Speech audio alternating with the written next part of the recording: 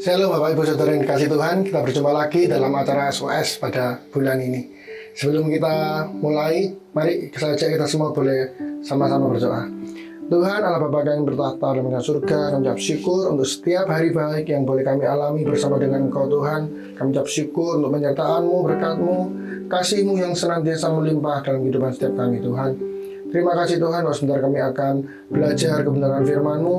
Kiranya Engkau mau hadir di tengah-tengah kami, dan biarlah kami boleh membuka hati dan pikiran kami Tuhan, biarlah kami boleh mengerti apa yang akan Engkau ajarkan pada hari ini Tuhan. Terima kasih Tuhan, hanya di dalam nama Tuhan Yesus kami ucap syukur, haleluya, amin. Ya, bulan ini kita memiliki tema hati Yesus. Kita semua pasti ingin ya Bapak Ibu Saudara memiliki hati yang seperti hatinya Tuhan Yesus. Nah, untuk tema hari ini saya mau memberikan hati-hati dengan hatimu. Kita harus berhati-hati dengan hati kita Bapak Ibu. Karena seperti yang kita tahu, dan ayat ini saya yakin juga sering didengar di Amsal bahwa jagalah hatimu dengan segala kewaspadaan karena dari situlah terpancar kehidupan. Ya, menjaga hati ini sesuatu yang gampang-gampang susah Bapak Ibu. Apalagi kalau hati kita ini rapuh, hati kita ini gampang sekali terpengaruh dengan keadaan sekitar. Dalamnya lautan itu bisa diukur, tapi kedalaman hati seseorang itu nggak bisa diukur Bapak Ibu. Jadi kita harus benar-benar concern dengan masalah hati ini. Ketika Nabi Samuel mau mengurapi Raja Daud, dia melihat parasnya yang cantik, parasnya yang gagah, mungkin perawakannya yang gagah untuk menjadi raja. Tapi Tuhan menegur di sana. Manusia melihat apa yang di depan mata, tapi Tuhan melihat sampai kedalaman hati. Jadi hari ini kita mau belajar tentang hati Bapak Ibu. Banyak orang bicara seperti ini. Untuk memulai sesuatu itu dimulai dari pikiran. Tapi hari ini kita mau belajar satu kebenaran yang lain, bahwa sebelum ada di pikiran itu muncul di dalam hati kita sebenarnya Bapak Ibu. Hati ini apa sih? Sesuatu bagian kecil dari tubuh kita, tapi itu adalah master control dari diri kita Bapak Ibu. Jadi bukan dari pikiran, segala sesuatunya berangkat dari hati. Karena itu tadi di Amsal 4 ayat 23 dikatakan apa? Jagalah hatimu, bukan jagalah pikiranmu. Yang terutama harus dijaga adalah hati kita Bapak Ibu, supaya terpancar kehidupan. Kita ingin memiliki kehidupan seperti apa? Itulah yang terpancar dari hati kita. Kalau kita ingin kehidupan kita baik, hati kita harus baik. Kalau kita sudah punya hati yang baik, bersih, pikiran kita pasti juga baik dan bersih Bapak Ibu. Kalau pikiran kita sudah bersih, pikiran kita baik, perkataan kita juga pasti bersih dan baik. Kalau perkataannya sudah bersih dan baik, perbuatannya juga pasti dan baik. Ketika kita melakukan perbuatan yang bersih, perbuatan yang baik, maka baiklah juga kehidupan kita Bapak Ibu. Makanya yang dijaga terlebih dahulu bukan pikiran, tetapi hati. Ada beberapa contoh di Alkitab, tokoh-tokoh di Alkitab di mana tidak menjaga hatinya Bapak Ibu, sehingga dia berpaling dari jalannya Tuhan, dia berpaling ke jalannya dosa. Salah satunya adalah Hawa. Dia tidak menjaga hatinya, dia ingin menjadi seperti Tuhan. Dia ingin ketika dihasut oleh si iblis melalui ular, dia ingin menjadi seperti Tuhan. Akhirnya dia nggak jaga hatinya, dia makan buah itu. Yang lainnya siapa? Kain.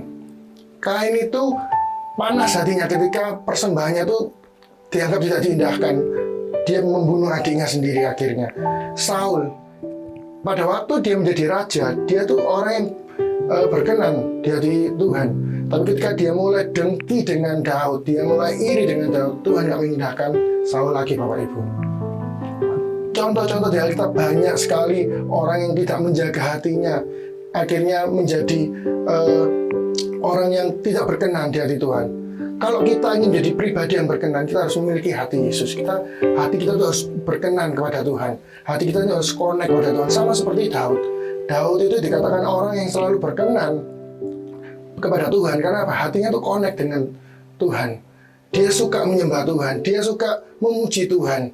Dia suka memiliki waktu-waktu intim dengan Tuhan. Karena itu hatinya selalu connect dengan Tuhan Bapak Ibu.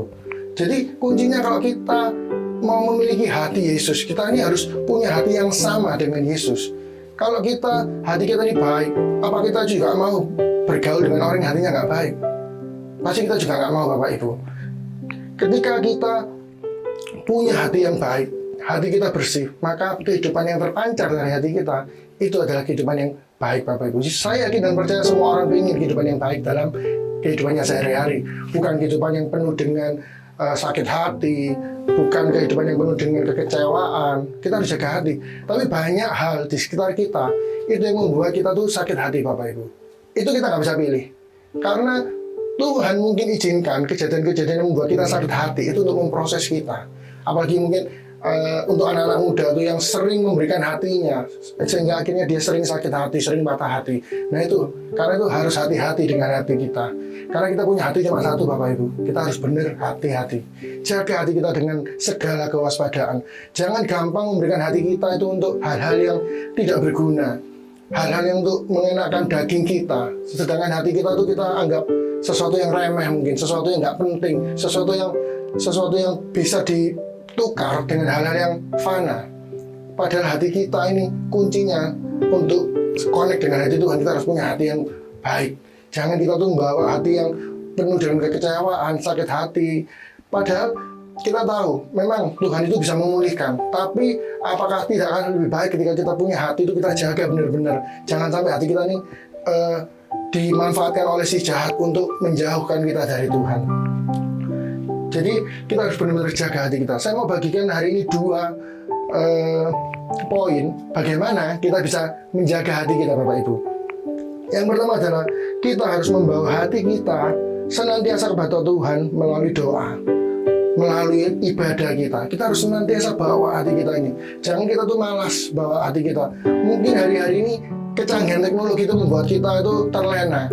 Kita bisa ibadah online, kita nggak datang ke gereja, nggak ada masalah. Yang penting ibadah online. Tapi intinya adalah bawa hatimu selalu pada Tuhan. Dekatkan hatimu. Punya waktu intim seperti Daud. Ketika kita bisa membawa hati kita mendekat ke Tuhan, ketika kita punya effort, kita punya niat, bukan cuma ala kadarnya ya Bapak Ibu Saudara ya. Kita harus punya niat benar-benar, oh aku mau mendekatkan diri ke Tuhan.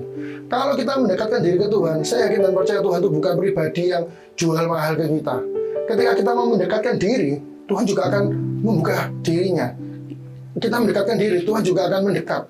Bahkan kalau kita berjalan, Tuhan akan berlari mendekati kita Bapak Ibu.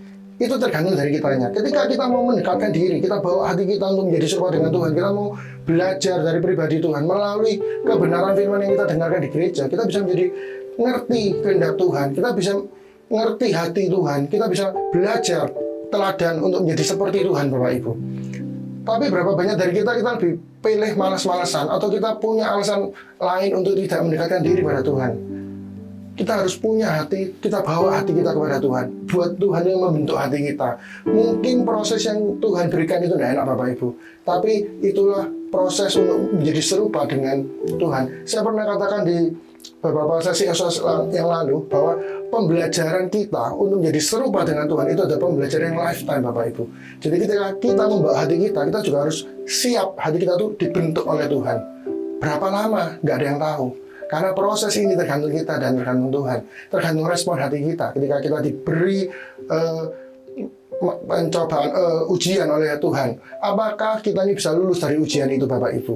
Ketika kita ada masalah, apakah respon hati kita sudah bisa sesuai dengan hati Tuhan? Itu tergantung kita Bapak Ibu. Kalau kita punya hati seperti Saul, proses kita akan lama Bapak Ibu.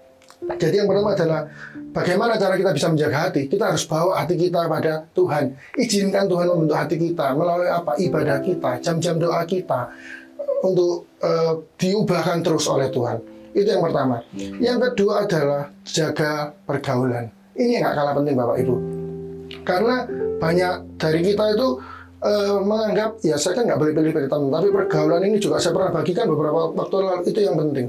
Karena kita semua tahu di Korintus juga dikatakan 1 Korintus 15 ayat 33, pergaulan yang buruk merusakkan kebiasaan yang baik. Saya yakin dan percaya ayat ini juga sering kali kita dengar bahwa pergaulan yang buruk merusak kebiasaan baik. Kenapa dikatakan seperti itu Bapak Ibu? Karena ini saya mau kasih contoh seperti ini Bapak Ibu ya. Misalnya nih kita ini bekerja pada suatu perusahaan, kita itu punya bos, dan mungkin ada kemungkinan kita tuh sakit hati dengan bos kita Bapak Ibu. Mungkin kita ditegur dengan keras, kita sakit hati, kita tersinggung. Tapi yang jadi masalah bukan cuma berhenti di sana Bapak Ibu. Kita tuh seringkali cari bolo. Kita cari orang-orang yang mungkin pernah dimarahi dengan bos kita itu, dan kita mulai saya diginikan sama bos tuh kok kasar ya, ngomongnya kok seperti ini ya. Kita seakan-akan cari bolo. Terus habis itu kita punya kayak gumbulan barisan sakit hati dengan bos, misalnya seperti itu Bapak Ibu. Jadi yang sakit hati sama bos itu berkumpul untuk gosipkan bos, untuk ngata-ngatain bos, untuk mengilok-ngilokno bos seperti itu. Dan hal yang seperti itu, pergaulan seperti itu percaya tidak akan membawa perubahan Bapak Ibu. Orang yang sakit hati kumpul dengan orang yang sakit hati, sama-sama ngerasani, sama-sama ngilok-ngilokno, nggak akan ada perubahan Bapak Ibu. Tapi ketika kita punya sakit hati, carilah orang yang kira-kira bisa membantu kita untuk kita itu bisa pulih dari sakit hati kita. Kalau kita sama-sama sakit hati, kita berkumpul, kita cuma hal-hal negatif aja yang berkumpul, kita tidak ada positif, yang hal-hal positif yang kita cari, ya kita akan terjebak di hal yang negatif ini terus Bapak Ibu. Karena itulah kita tuh penting untuk punya pergaulan yang baik. Kita cari teman, kita cari sahabat itu bukan yang selalu mengiyakan kita Bapak Ibu, tapi juga bisa menegur ketika ada kesalahan yang kita lakukan, bisa mengingatkan kalau kita ini mau jatuh. Jadi pergaulan itu sangat penting. Carilah pergaulan di tempat yang benar Bapak Ibu. Saya yakin dan percaya gereja kita ini juga menyediakan wadah-wadah yang untuk kita bersosialisasi, kita bergaul. Salah satunya ada di RC. Ayo kita harus ikut. Hal-hal seperti itu membuat kita itu bisa berkembang, bisa bertumbuh, support kita untuk memiliki hati yang seperti Kristus Bapak Ibu. Jadi yang pertama adalah bagaimana kita bisa menjaga hati kita. Kita harus selalu membawa hati kita kepada Tuhan. Yang kedua, kita harus jaga pergaulan kita. Jangan sampai kita sudah punya waktu kualitas yang baik dengan Tuhan, quality time yang baik dengan Tuhan, kita membawa hati kita ke Tuhan, tapi pergaulan kita nggak baik Bapak Ibu. Pergaulan kita lama-lama menyeret kita untuk semakin jauh dari Tuhan. Jadi dua hal ini yang seringkali mungkin sudah Bapak Ibu dengar, tapi saya mau ingatkan lagi kali ini supaya apa? Ini penting Bapak Ibu. Dan yang seringkali disepelekan oleh kita semua. Kita merasa sudah tahu nggak apa-apa, pasti bisa. Tapi ayo sama-sama kita cross check hati kita. Kita mau bawa hati kita juga mau cek pergaulan kita. Apakah pergaulan kita sudah baik? Sudah mendukung kita? Support sistem kita apakah sudah baik? Sudah sesuai dengan kehendak Tuhan? Jadi itu aja yang mau saya bagikan pada hari ini Bapak Ibu. Saya berharap kita semua bisa memiliki hati seperti hati Tuhan, hati yang penuh dengan belas kasihan, hati yang penuh dengan pengampunan, hati yang penuh dengan kemurahan hati, rendah hati, bukan hati yang sombong, penuh dengan dengki, iri hati, atau sakit hati, bahkan mungkin ada kekecewaan dalam hati. Kita nggak mau punya hati-hati seperti itu Bapak Ibu ya. Jadi kita harus jaga hati kita benar-benar. Yuk sama-sama mari kita jaga hati kita. Karena hati kita ini hati yang rapuh Bapak Ibu. Kita harus jaga benar-benar. Jangan sampai itu dimanfaatkan oleh si jahat untuk mengambil kita, menarik kita dari Tuhan. Ya, itu aja yang mau saya bagikan. Kiranya itu bisa memberkati kita semua pada hari ini. Yuk, mari kita kembali sama-sama berdoa. Tuhan, Allah Bapa yang bertahta di mulia surga, terima kasih kalau pada hari ini udah boleh belajar benar firman-Mu Tuhan. Biar kami boleh menjaga hati kami Tuhan. Biar kami boleh senantiasa membawa hati kami untuk lebih dekat dengan Engkau Tuhan. Boleh Engkau proses, Kau bentuk sesuai dengan kehendak-Mu Tuhan. Dan boleh menjaga pergaulan kami Tuhan. Biarlah pergaulan kami ini boleh pergaulan yang mendukung kami, yang mensupport kami untuk menjadi pribadi yang lebih baik, terlebih lagi menjadi pribadi yang berkenan kepada Engkau Tuhan. Terima kasih Tuhan, ajarkan untuk tetap setia mengikuti ibadah-ibadah yang ada di tempat ini Tuhan. Biar kami juga boleh bertumbuh melalui apa yang disediakan oleh gereja ini bagi kami Tuhan. Terima kasih Tuhan, terima kasih Roh Kudus yang juga mau berdoa untuk bangsa dan negara kami Tuhan. Kau mau lindungi juga kota kami yang kami kasih ini Tuhan, kota Surabaya. Kau mau jaga, lindungi Tuhan, biar ada ketenangan, ada kesejahteraan, damai sejahtera Tuhan, dan juga pemulihan boleh terus terjadi dalam bangsa, negara, dan kota yang kami cinta ini Tuhan. Terima kasih Tuhan yang juga berdoa untuk Bapak Gembala dan Ibu Gembala tempat ini Tuhan, pemimpin-pemimpin kami yang menyupport kami juga untuk berkembang di gereja ini Tuhan. Kami berdoa Kau berkati mereka lebih lagi Tuhan, urapi mereka Tuhan, apapun pergumulan yang mereka alami Tuhan. Kami yakin dan percaya Kau selalu bersama dengan mereka untuk mengiring langkah mereka Tuhan bersama dengan Engkau Tuhan.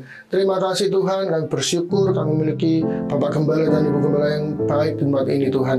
Terima kasih Tuhan, kami ucap syukur untuk hari ini. Dalam nama Yesus kami ucap syukur. Haleluya, amin. Ya, kita sudah sampai di penghujung SOS hari ini. Kita berjumpa lagi di SOS berikutnya.